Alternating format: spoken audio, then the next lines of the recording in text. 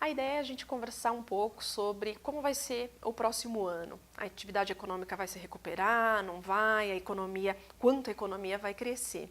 Mas antes disso, é bom a gente conversar um pouquinho sobre como está terminando esse ano de 2016.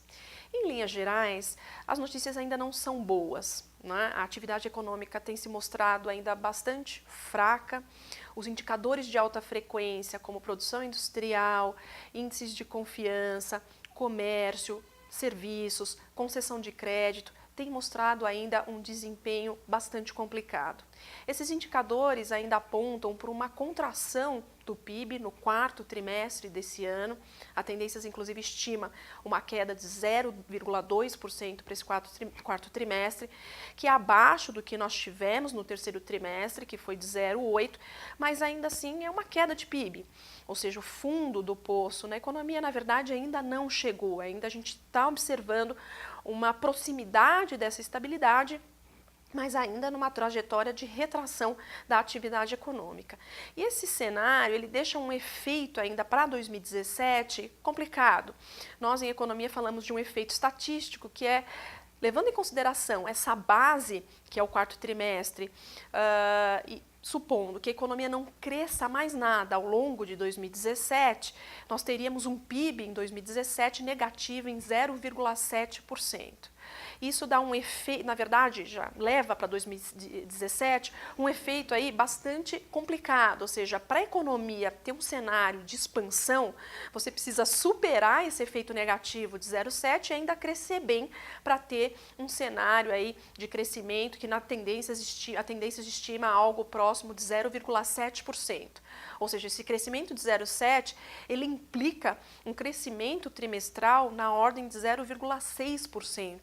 Ou seja, é algo bastante desafiador, considerando esse ponto de partida, que é o quarto trimestre ainda bastante fraco em termos de atividade, e ainda os desafios que nós precisamos enfrentar.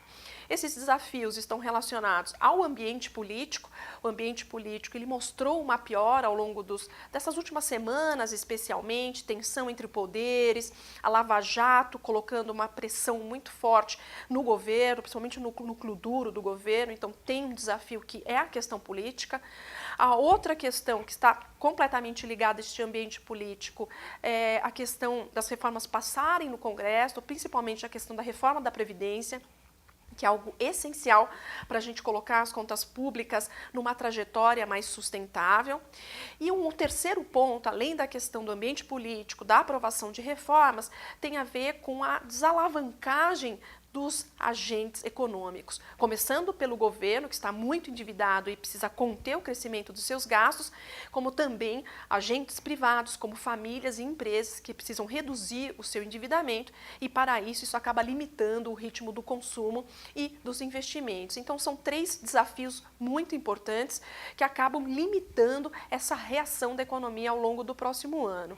Mas, em linhas gerais, a Tendências ainda espera um crescimento bastante moderado, mas é um crescimento de 0,7, que é desafiador, nós sabemos disso, mas é ainda possível.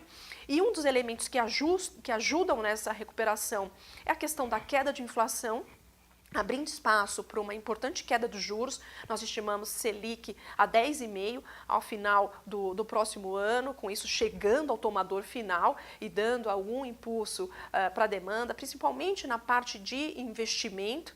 E a questão do setor externo, que na nossa avaliação ainda deve contribuir de maneira positiva, não é uma grande contribuição, mas ainda uma contribuição positiva no sentido de que o câmbio viabiliza ainda um crescimento mais expressivo das exportações em relação às importações.